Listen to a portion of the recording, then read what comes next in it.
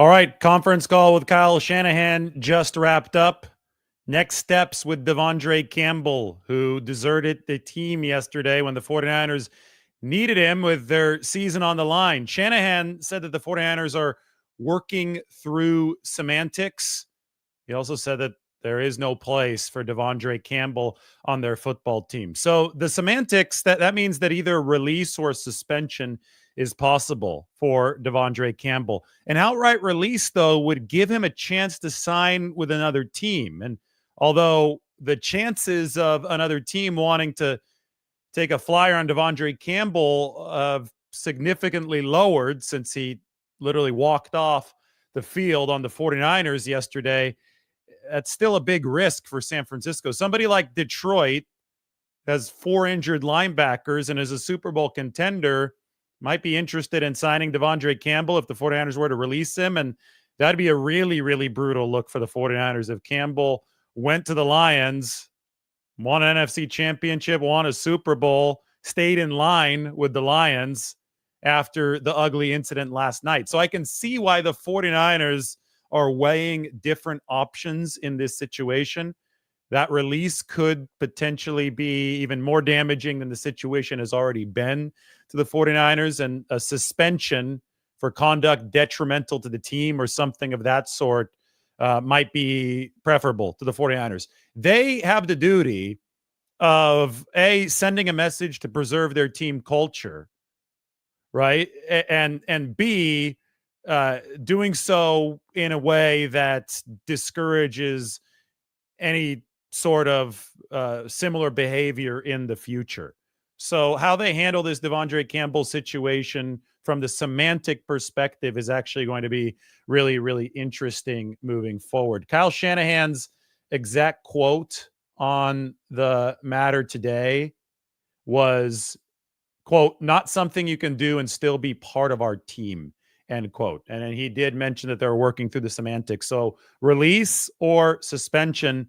And as I just said, because a release would put the 49ers in a position of looking even worse if De'Vondre Campbell successfully signs and performs elsewhere. I think maybe that suspension may be what the 49ers trend toward, although I don't know. That's all that Kyle Shanahan said. Right now, I'm speculating about potential outcomes. I can tell you about De'Vondre Campbell's contract. He's got a veteran minimum $1.21 million base salary. For a vested veteran, that amount is guaranteed.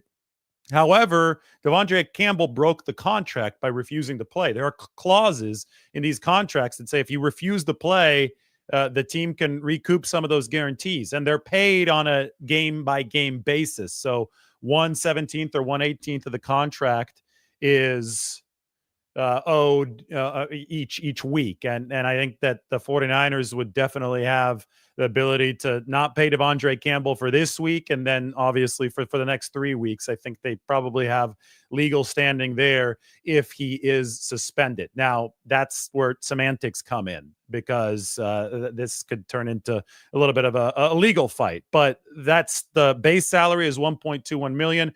De'Vondre Campbell signed a $3.35 million signing bonus. Signing bonus, as is implied, goes directly into the bank account after a player puts pen to paper. There are ways for teams to try to recoup part of signing bonuses. That could also be under the umbrella of semantics that Kyle Shanahan was talking about. And then De'Vondre Campbell has $20,000 of per game roster bonus money. So every single time that he's on the active roster, he's owed $20,000. He was on the active roster yesterday, so technically owed $20,000.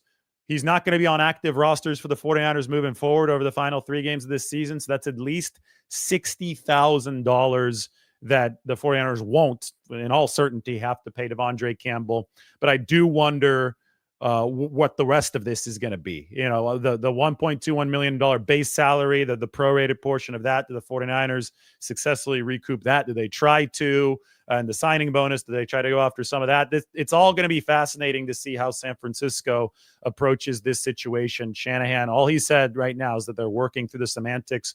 We're not even sure if they're going to release De'Vondre Campbell or if they're going to suspend him. But again, a release, although Campbell would have to clear waivers because every player after the trade deadline when he's released, even if he's a vested veteran, has to clear waivers, it would still give De'Vondre Campbell a chance to play elsewhere, and potentially, if he did clear waivers, a chance to sign where he wanted. And I'm not sure if the 49ers want to give him that option. Shanahan today said that he has not been in touch at all with De'Vondre Campbell. I mentioned yesterday, I walked into the locker room, his stuff was still in his locker, but he was obviously gone. So we didn't hear from De'Vondre Campbell. We heard from his teammates who were angrier than I'd ever seen. Like, I wrote about it up on the San Francisco Standard. This is the article. I'm just going to take you through the first couple of graphs. Because I mean, George Kittle put it most eloquently. He was up there at the podium talking about this. I said, George Kittle is just one of two 49ers players who's been with the team since 2017, Kyle Shanahan's first year as coach. He's spoken to the media hundreds of times in the 8 seasons since, which have featured more peaks of exhilaration and valleys of devastation than many works of dramatized fiction.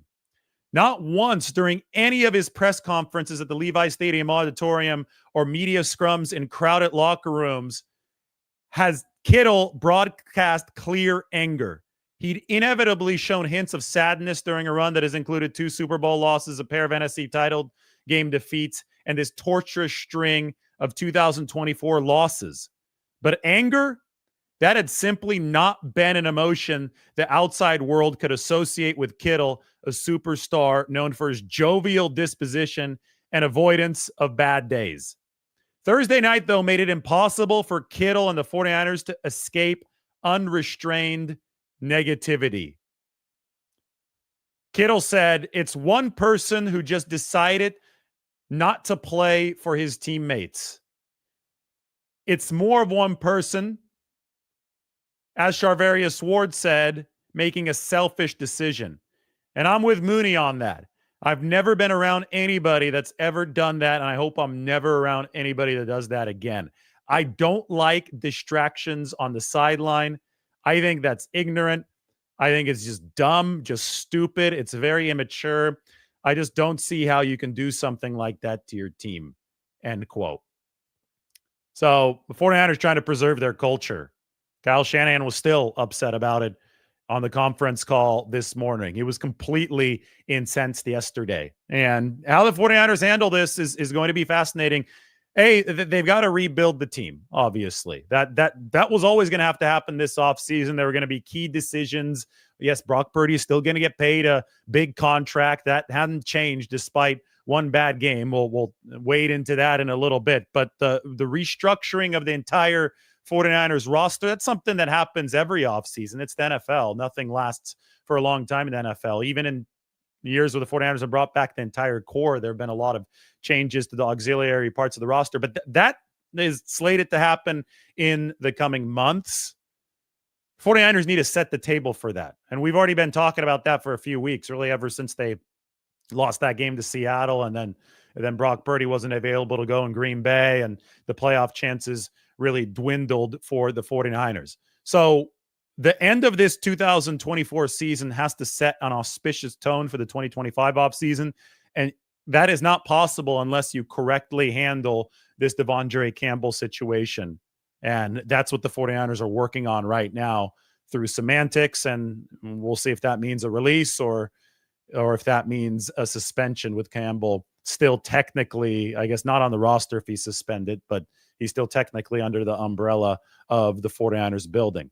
Other part of the update from today is that Dre Greenlaw came out okay from yesterday's game. And this is a big situation here that we need to zoom out, and I think credit Nick Sorensen for, credit Dre Greenlaw for. I mean, and Nick Bosa was back again yesterday.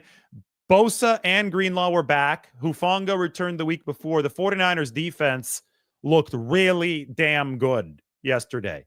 Yes, they started to let up some yardage toward the end, but this was an offensive failure and also a De'Vondre Campbell failure because he walked out on the defense. And I think when they needed some linebacker depth late with Dre Greenlaw, on the sore knee, that Dre Greenlaw just sore yesterday, and the 49ers didn't want to push it any further. When they needed some linebacker depth, De'Vondre Campbell wasn't there for them, but the defense still didn't give up a touchdown to the Rams.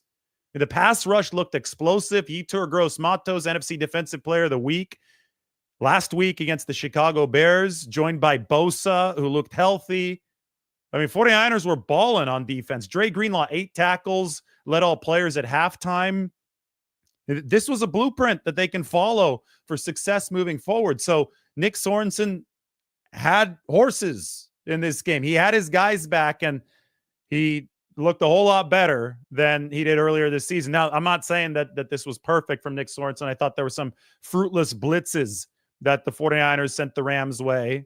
But I don't think anybody was ever arguing that Nick Sorensen was a top-tier defensive coordinator. I think that the fact that he was a new defensive coordinator was truly exposed when the 49ers didn't have their talent on hand, because he struggled to manufacture pressure through blitzes, and he struggled to manufacture disguises when he didn't have the players to execute the communication as needed to be executed, like Talanoa Hufanga.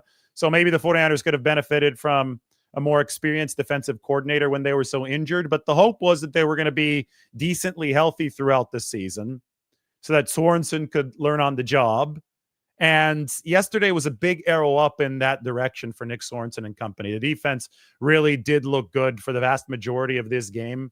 And it was only when they were overexposed, thanks to the 49ers offense not rebutting at all to the Rams' long march, that 17-play march. It was only when that overexposure happened that the 49ers defense truly looked like it was languishing. That's when that long pass from Matthew Stafford to Puka Nacua happened at the end of the game. I will say up on X a little bit ago, the process of football analysis is just, it's results oriented to a major flaw. It needs to be a little bit more process oriented. We need to focus on the things that went wrong, even when the final outcome was a good one for the team.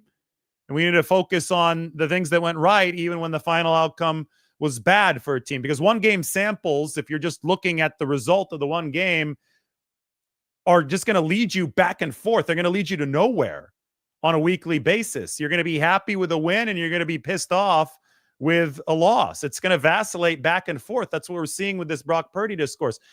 Step back and look at the big picture and try to do it every week. But if it's too hard to do every week and the emotions of the moment, step back and look at the aggregate statistics and the aggregate performance. And for Brock Purdy, it was number 1 QBR ceiling. We saw that last year, and now he's down to number 9 after a really bad game yesterday. That's the big picture of things.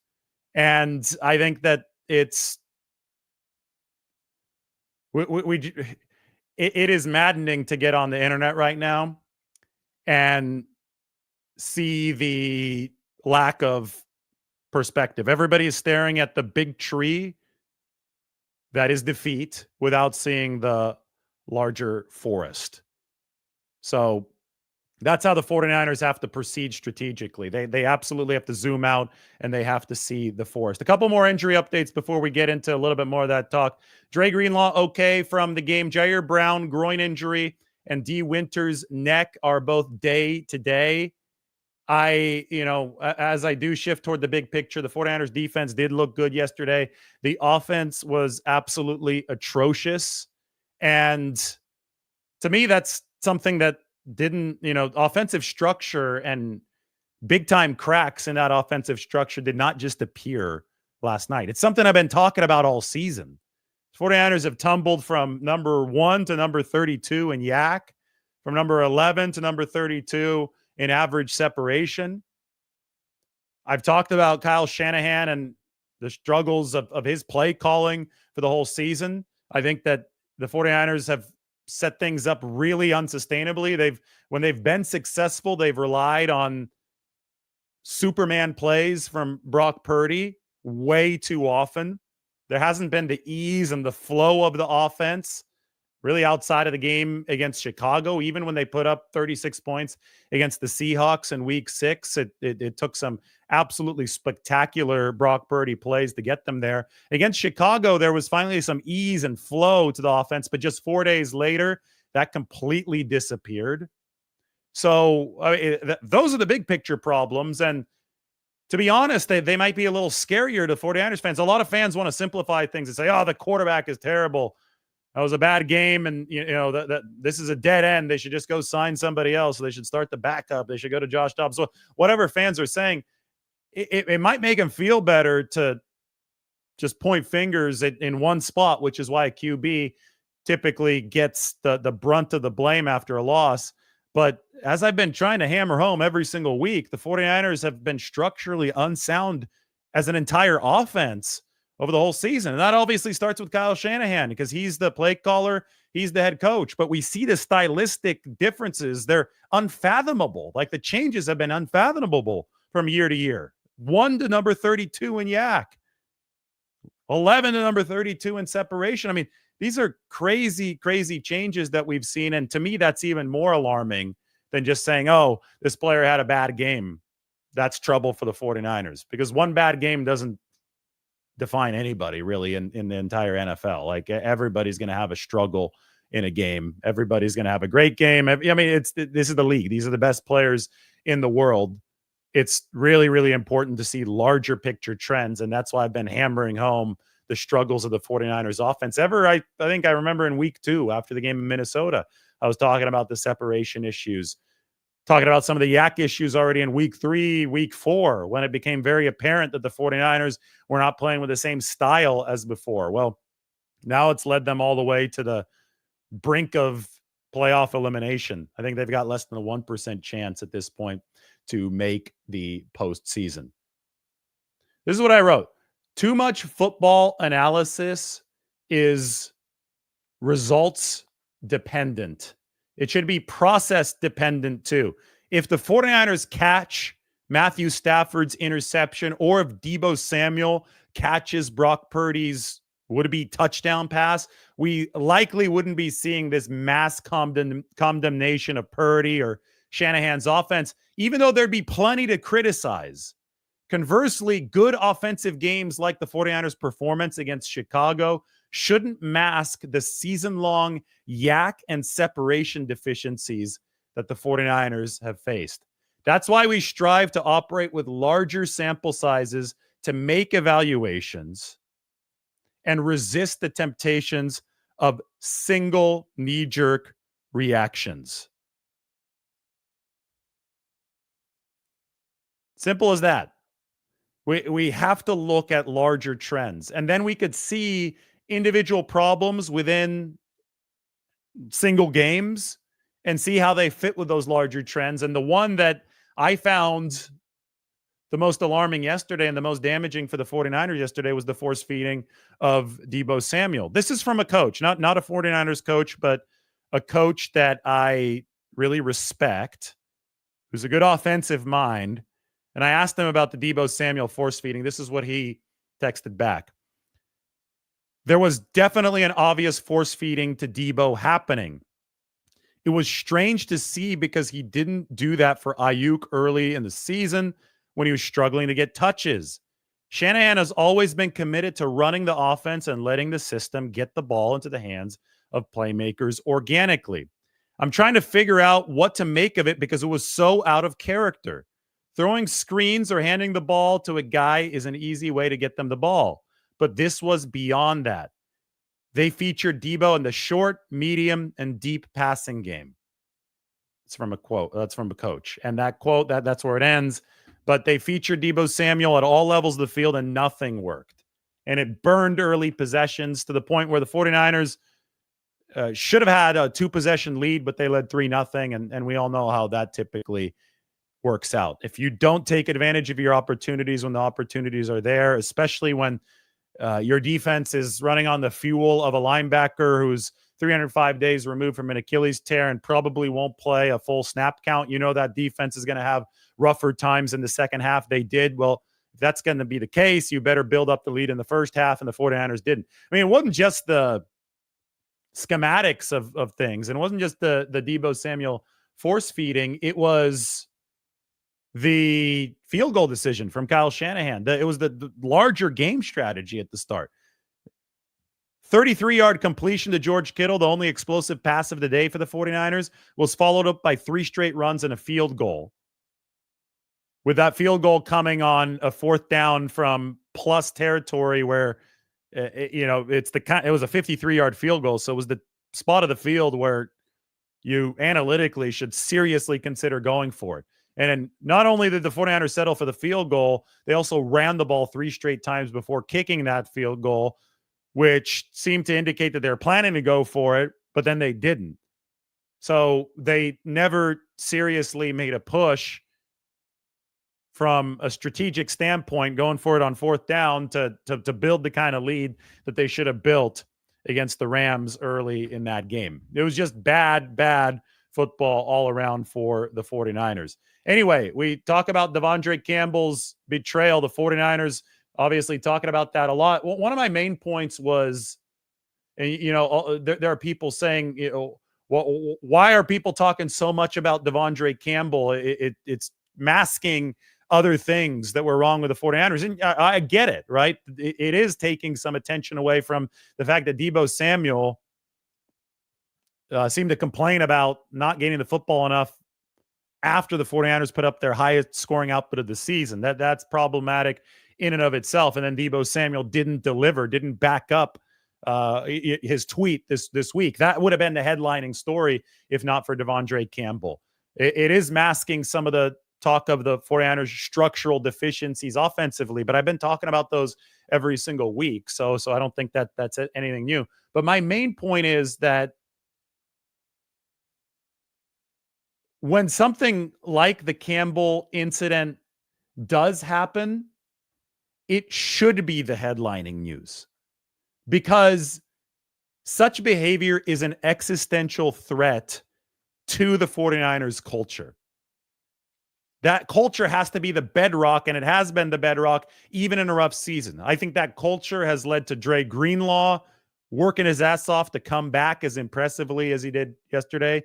It's led to Christian McCaffrey, even after signing his contract, working his ass off to come back, and he did, and he was excelling when he banged his knee in Buffalo against that hard artificial turf on the snowy day.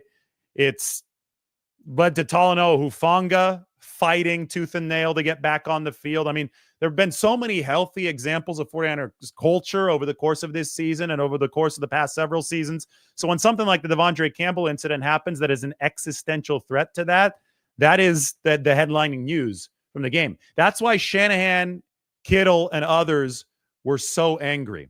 But yes, it has overshadowed the other issues.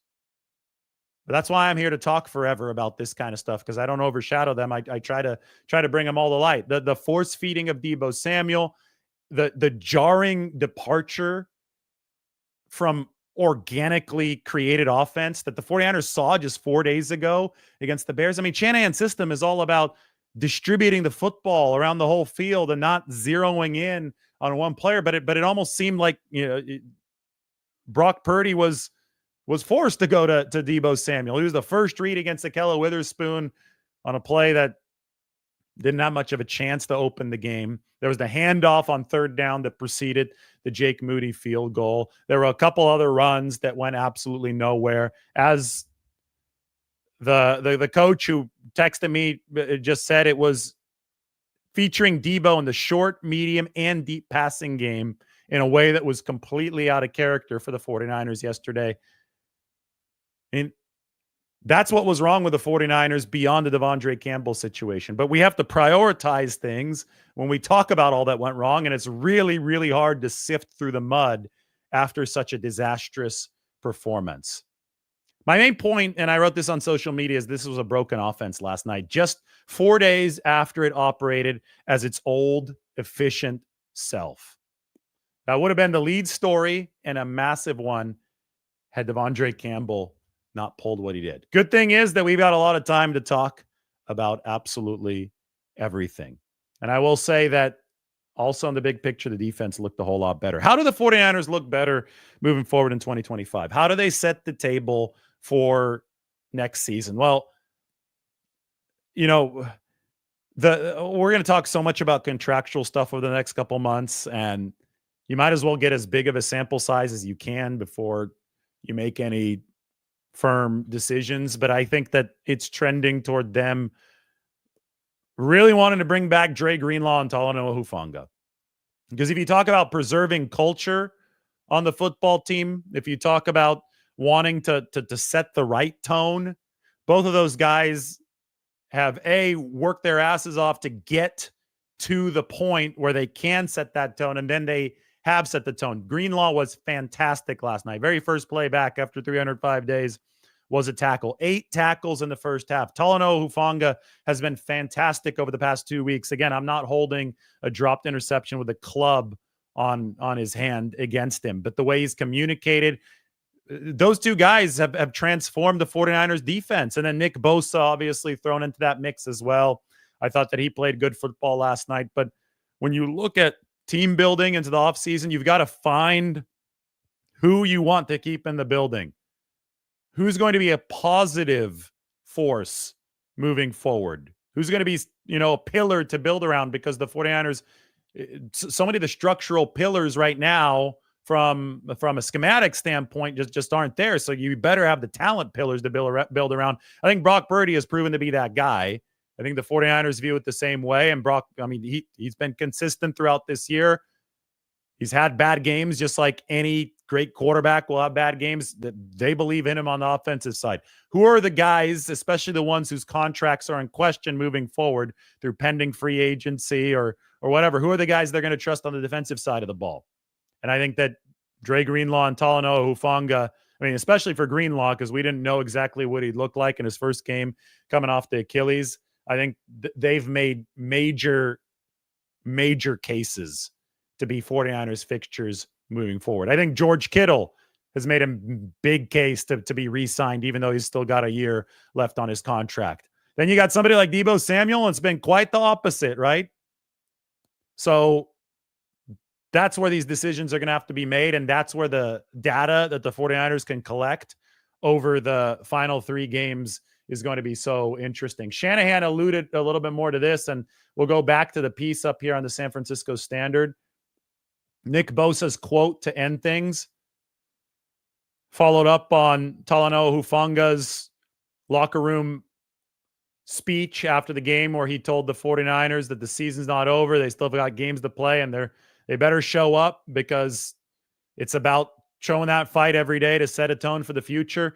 Bosa echoed that, and he said, that's what the message is now, and we're going to find out who wants to be a Niner.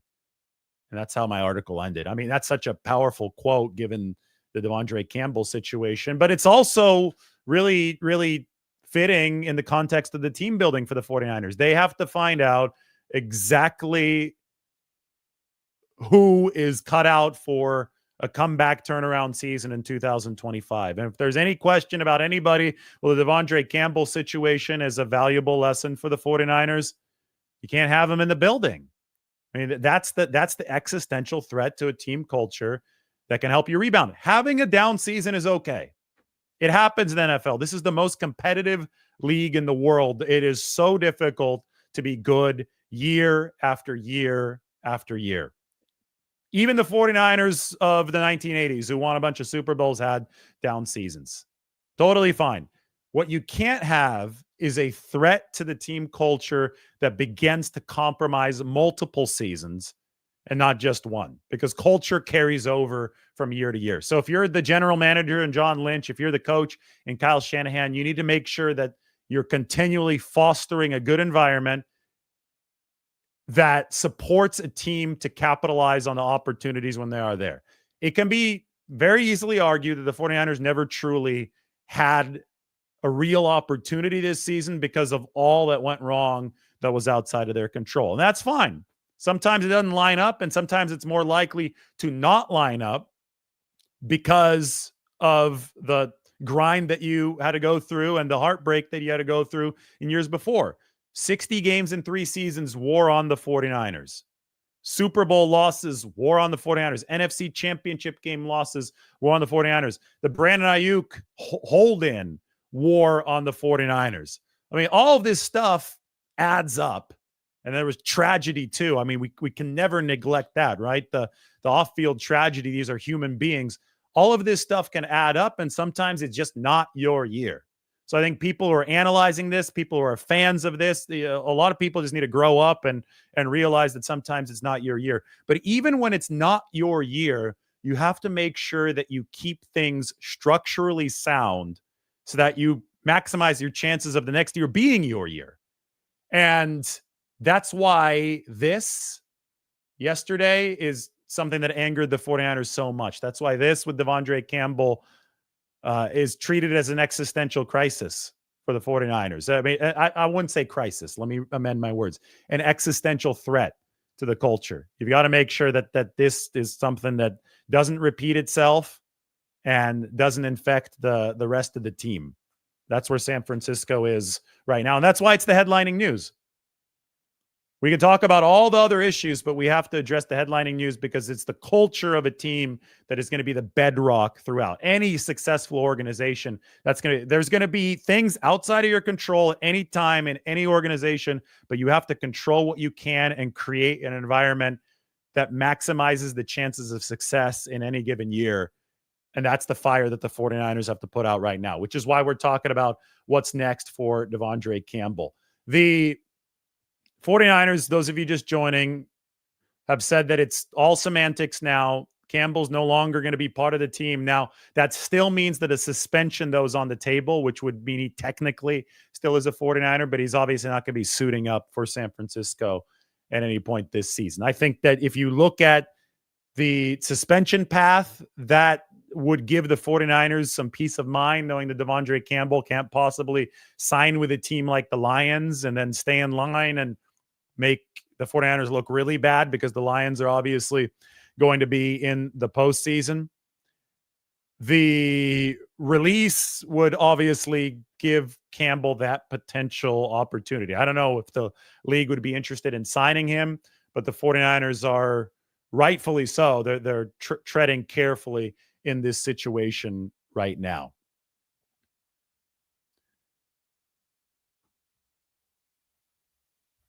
We got some good stuff from SF Data 49ers. Mike is sending me some stuff. I just checked this out. Brock Purdy by week. Oh, this is really good. I love charts like this. Let's get this up on the screen.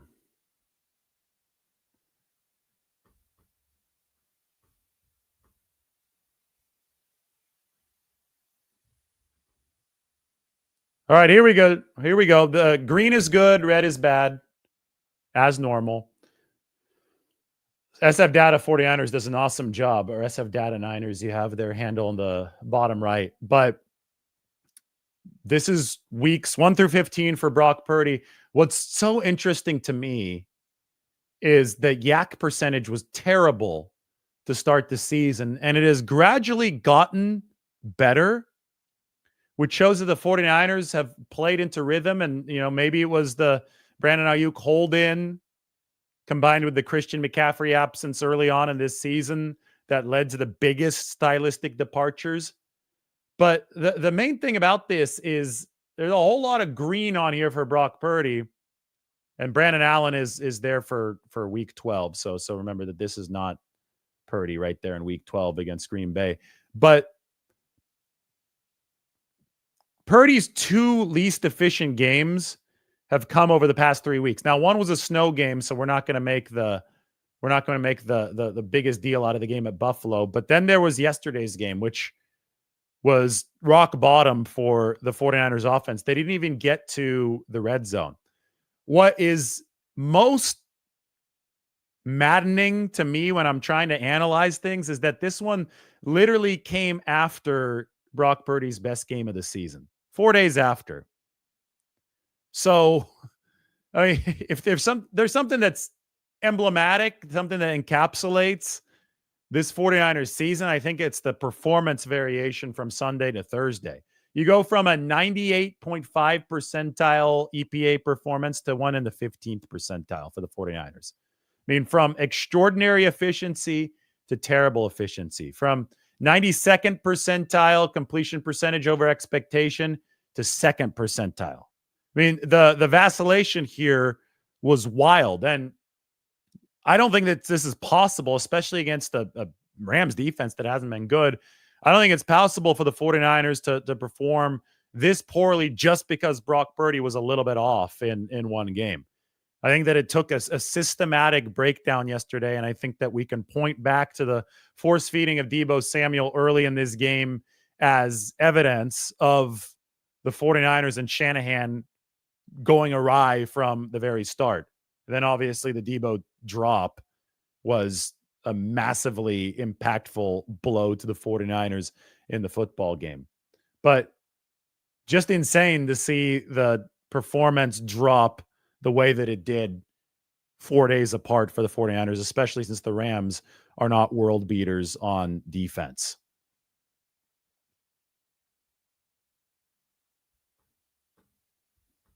Mike, can you toss me a couple questions, please? We'll go through some of the questions and we'll go to a little bit more Brock Purdy perspective here. So these are this is Brock Purdy's entire career. Green is good, red is bad. He has an exceptionally low amount of bad games. You could basically toss out this one. This is when his elbow was blown up against the Philadelphia Eagles. But last season, worst game was against the Ravens. This year, a lot of good games, and then 2 of the last 3 have been bad. One was obviously in the snow. There were weather issues against the Rams yesterday. I get it, but I don't think that they didn't persist for the whole game. And obviously the offensive issues went well beyond that. But this is a dosage of perspective that I think people really need to take, is that do not get stuck in the tree. Look at the whole forest. Brock Purdy has been good throughout almost all of his NFL career. He's got more games of a passer rating of over 120 over his first 3 seasons than any quarterback in NFL history. And to be honest, he might have the fewest games with a negative EPA of any NFL quarterback over his first 3 seasons. There's been an overwhelmingly large amount of good versus the amount of bad. Right now, Brock Purdy is coming off of a bad performance against the Rams. So when we're talking about 49ers pillars moving forward and the need to tether themselves to something that's working, Brock Purdy has been working. That's fine. It wasn't working last night. Nothing was working for the 49ers offensively last night. But the data on the big picture with all the green that you see here is so, so important to consider. And I think this is what people lose sight of on a game-by-game basis. They'll get way too high after a game against the Bears and way too low after games like the ones that Purdy had against the Bills and the Rams.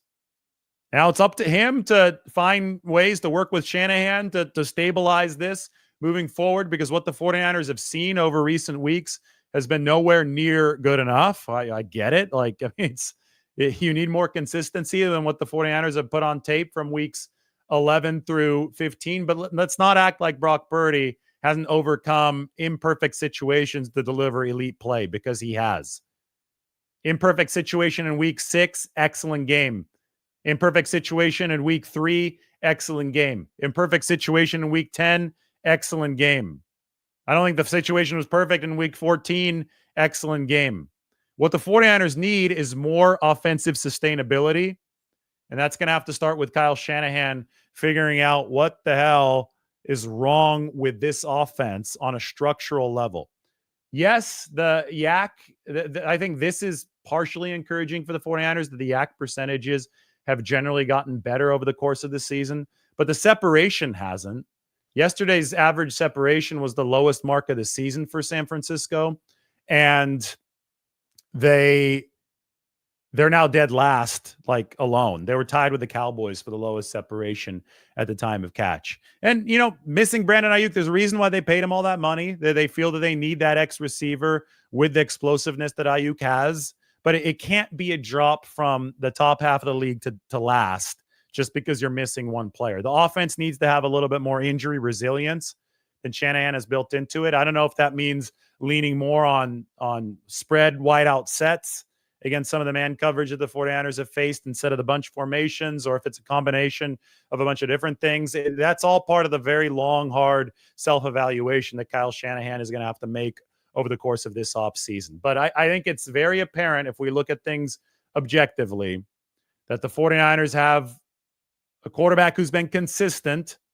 Is all you can really ask for in terms of performance in the NFL, and they have to make sure that the structure around him continues to foster consistency. It's as simple as that. And that simplicity has got a lot of complexity underneath it, but sometimes we do need to zoom out and see the forest and not just the trees.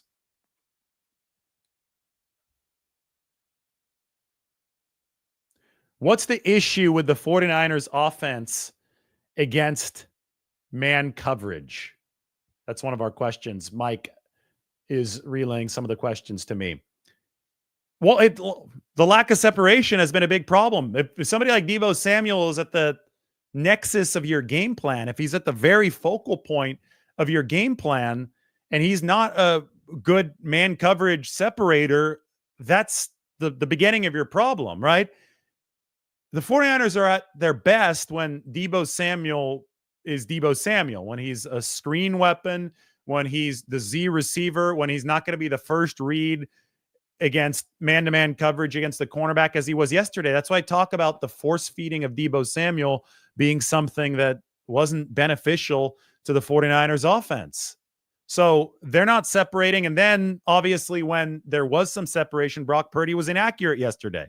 So you kind of have that perfect storm of, okay, this is not a good game plan. Then when Brock Purdy does make a pass, De'Vondre Samuel drops it. That was a pass that should have been a touchdown. And then later on, when Purdy's trying to make up for that, he missed Ricky Pearsall deep, and then he forced the interception that he shouldn't have thrown, although Shanahan blamed some of that on his own play call toward Juwan Jennings. That was the Darius Williams interception in the end zone. So those are the issues with man coverage. And a lot of them trace back to Brandon Ayuk and the hold-in and the ACL tear. I get it, but I still think that Shanahan has to be better putting his receivers into the positions that they're best at so the 49ers can be more sustainably effective on the offensive side of the ball. When is Trent Williams coming back? He's working to come back, but there is no firm announcement yet. I know that he was ruled out earlier this week, unlike Nick Bosa, who was questionable, and then he actually played. So Williams a little bit behind Bosa. Maybe we see him in Miami. All I do know is the 49ers are intent on saying, if you're healthy, you're playing. They want to set that right tone heading into this offseason. Trent Williams not quite healthy yet at this point. Who wins the West? We'll see how Seattle does against the Green Bay Packers and then against the Minnesota Vikings. I still think it's up for grabs between Seattle, Arizona, and the Rams, with the 49ers having less than a 1% chance at this point.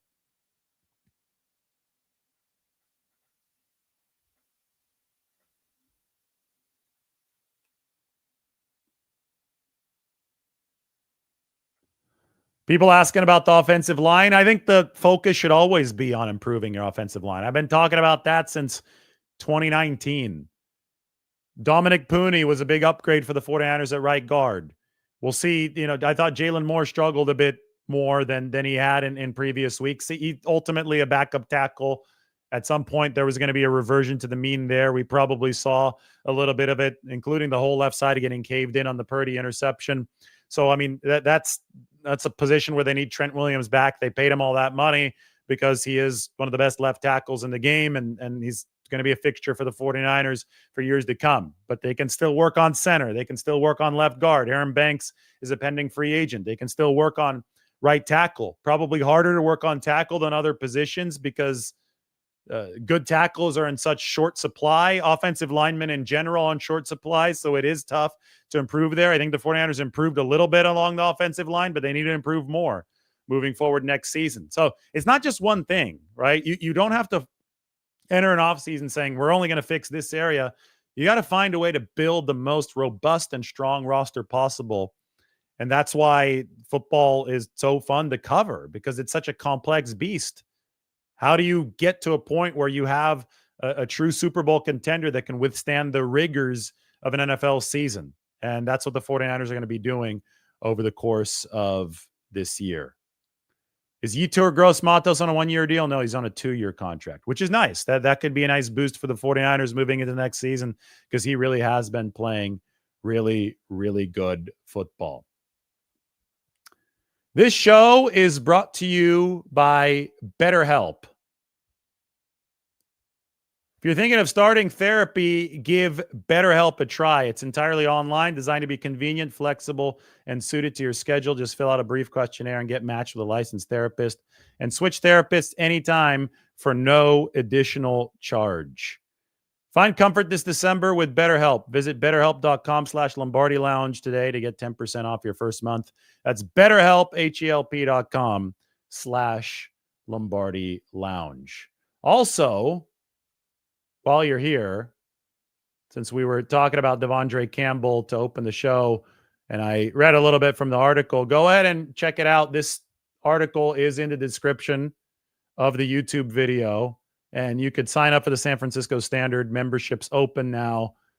I wrote a very deep piece about 49ers culture, the anger in the locker room yesterday, and I think that talking about this and analyzing this right now is more important than ever as the 49ers try to pick up the pieces from this 2024 season, maintain the culture that has made them a successful team over the years, and try to reload for 2025. It's all part of the larger team building strategy, and a membership there for the San Francisco Standard will have you ready for this offseason. So check that out. It is in the description of the YouTube. You can sign up for the membership through that link.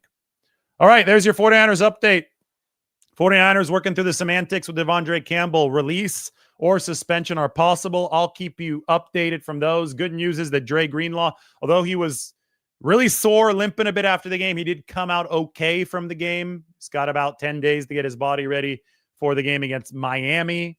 Jair Brown and D. Winters are day to day. We talk about Brock Purdy's demonstrated performance floor and ceiling. The floor is number 9 QBR. He had not performed lower than number 9 in his career, even with yesterday's game included. And the ceiling is number 1 QBR. 49ers have a fixture at the quarterback position. They aren't worried about Brock Purdy despite a bad game. I'm here to tell you about the forest.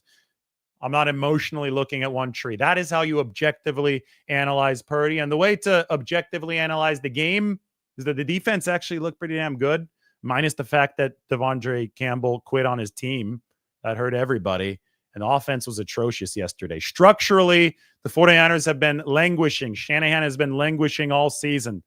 And that's what the 49ers need to fix. I'm not here to tell you news that's going to make you feel better. I think that the fixes for the 49ers are much more general, which is problematic because the problems reach deeper than people want them to reach. It's not as easy to simplify as just yelling about Brock Purdy or yelling about the quarterback.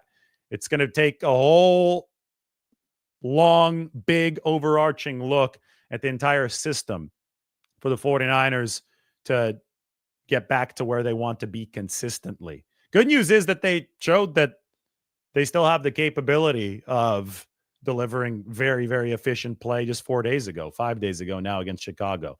Bad news is that consistency has not been there. And when the consistency isn't there, a look at the structure is needed.